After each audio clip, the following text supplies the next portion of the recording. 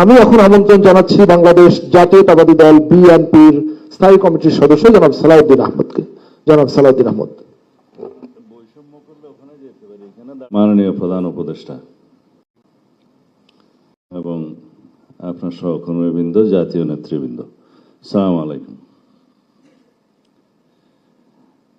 আমরা এখানে দ্বিতীয়বারের মতো আলোচনার শুভ উদ্বোধন অনুষ্ঠানে এসেছি। এরপরে পুনর্বার আবার হবে কিনা অবশ্য জানি না, কিন্তু সংস্কার কমিশনের যে গতি, সেই গতি নিয়ে আমরা মোটেও সন্তুষ্ট হতে পারিনি। কারণ এই সংস্কারের জন্য আমরাই প্রধান প্রবক্তা।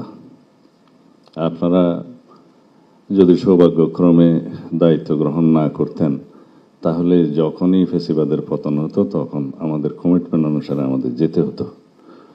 এখানে 31 দফার নিয়ে আমি কথা বলবো না। আপনাদের এমন কোনো সংস্কার নেই যেটা 31 দফার সাথে খুব একটা ম্যাচ করে নাই, তেমন না। তবে এর বাইরে আপনারা অনেক বেশি সংস্কার নিয়ে প্রস্তাব দিয়েছেন, এবং যে সংস্কার প্রস্তাবগুলো নিয়ে আমরা 3 দিন আলাপ করেছি অবিরত, বিশেষ করে আমাদের দলের পক্ষ থেকে। এর আগে লিখিতভাবে জবাব দিয়েছি।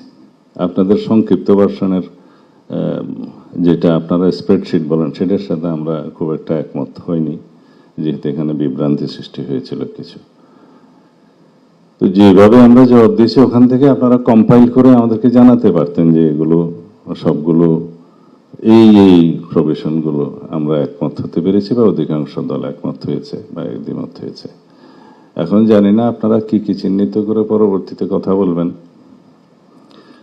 এমনিতে আলাপ আলোচনা জানতে পেরেছি কিছুটা আপনারা আইডেন্টিফাইড করেছেন যে মেজর ইস্যুসগুলো নিয়ে আপনারা আলোচনা করবেন।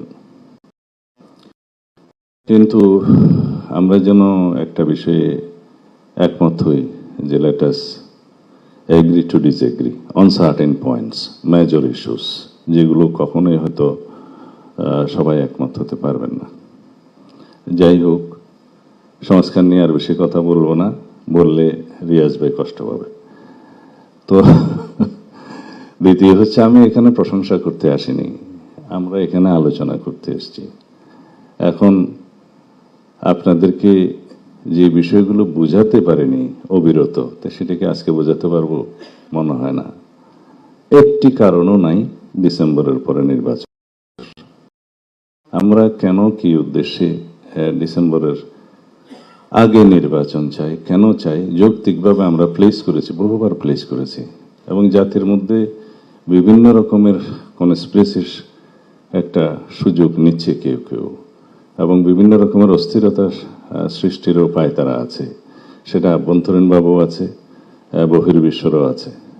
অনেকে বক্তব্য রেখেছেন যে পার্শ্ববর্তী একটা দেশ নির্বাচন চাই। ওরা নির্বাচন চায় না বলে কি আমরা অনির্দিষ্টকাল নির্বাচন চাইব না? তারা কেন নির্বাচন চায় সেটা তারা জানে। তারা বলছে তারা ইনক্লুসিভ নির্বাচন চাই। তা আপনারা তো কাউকে কাউকে এক্সক্লুড করেই দিয়েছেন, সুতরাং বোঝাই যায় তারা কে কি বলছে। কিন্তু যদি ইউরোপ আমেরিকা নির্বাচন চায়, তখন তো আপনারা কিছু বলেন না।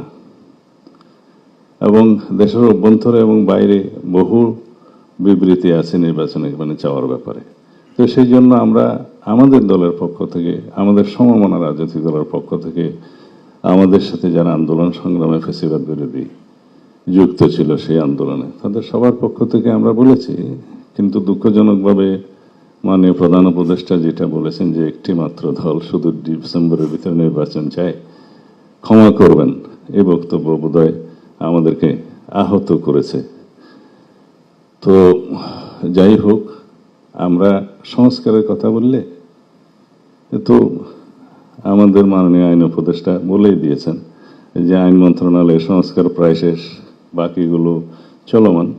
শুধু ওখানে একটি বিষয় আছে যে কনস্টিটিউশনালিটি দেখা হয় নাই। প্রথম যে আইনটা, অধ্যাদেশটার কথা প্রথমে যেটা আপনি বললেন যে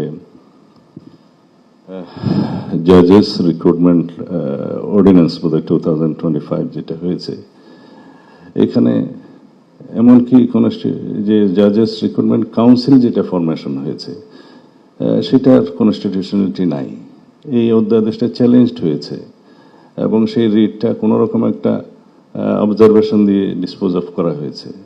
এখানে ম্যান্ডেটরি করা হয়েছে কাউন্সিলের রেকমেন্ডেশনস অন দি প্রেসিডেন্ট, যেটার কনস্টিটিউশনালিটি নাই, আর্টিকেল 95 এর সেকশন 1-2 সাথে এটা কন্ট্রাডিক্ট করে। তা আমরা চাই তো জুডিশিয়ারির একেবারে কমপ্লিট ইন্ডিপেন্ডেন্স, কিন্তু সেটা একটু কেয়ারফুলি এই অর্ডিন্যান্স আইনগুলো না করলে পরবর্তীতে কোয়েশ্চেন থাকবে এবং সেটা রেটিফিকেশনের জন্য পরে সমস্যা হবে।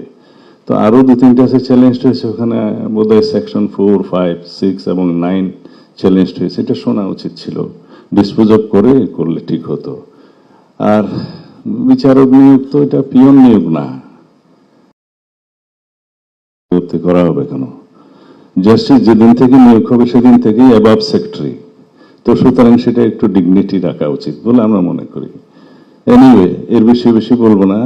আর যে সমস্ত অর্ডিন্যান্স নিয়ে আপনারা কথা বললেন, শুধু ল মিনিস্টার আছে বলে ল মিনিস্ট্রি কথা বললো, সমস্ত সংস্কারগুলোর যতগুলো এগ্রিড হয়েছে, বিশেষ করে ইলেকশন সিস্টেম সংক্রান্ত কনস্টিটিউশন সহ, ওখানে আইন আছে 12টা, কনস্টিটিউশন সহ 13টা।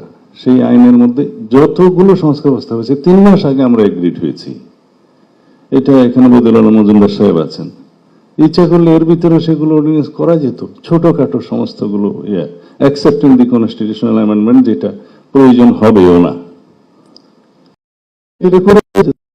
আর অন্যান্য বিষয়ে জুডিশিয়ারির ক্ষেত্রে এবং প্রশাসনের ক্ষেত্রে, আপনার দুদকের ক্ষেত্রে, এটা তো বলতে গেলে অলমোস্ট সবাই এগ্রিড হয়েছে ম্যাক্সিমাম পয়েন্টে। 2-4টে যেটা হয়নি সেটা বাদ রাখতেন, তো সংস্কার তো শেষ। আর বিচার দৃশ্যমান হয়েছে। আর বিচারের মধ্যে কি কোনো রোডম্যাপ দেওয়া চায়? অনেকে বলেছেন বিচারে যদি রোডম্যাপ দিতে বলেন সেটা হবে ইনজাস্টিস, বিচারের রোডম্যাপ হবে না। বিচার শুরু হয়েছে, করার জন্য যা করা দরকার, স্টিক সাপোর্ট, ইনকোয়ারি টিম বা প্রসিকিউশন টিম যা বাড়ানো দরকার, ট্রাইব্যুনাল বাড়ানো দরকার, যা কিছু সাপোর্ট দরকার সেটা সরকার করবে। আমাদের প্রয়োজন হলে আমরা কোঅপারেট করব। বিচার চলবে সেটার গতিতে, এবং সেটা তো বিচার এখানে সমাপ্ত হলেও আপিল হবে, আর অনেক কিছু হবে। তবে প্রধান উপদেষ্টা জাতি অবশ্যই দেখতে চাচ্ছে বিফোর 5th আগস্ট অ্যাটলিস্ট একটা বিচার যেন মানুষ রায় দেখতে পায়। অবশ্যই এর মধ্যে কোনো জোরাজুরি জবরদস্তি নেই, কিন্তু এটা জাতির প্রত্যাশা। এখানে আপনার একটু প্রশংসা করি, যে মাননীয় আইন উপদেষ্টা হোক, আইসিটি ট্রাইব্যুনাল হোক, একটা কেস কয়েকজন আসামি সেটা আইডেন্টিফাইড করেছেন, ট্রায়ালটা খুব শীঘ্র করা সম্ভব। এরকম আরো 1 to 10 পর্যন্ত করার জন্য আমি মাননীয় আইন উপদেষ্টাকে অনুরোধ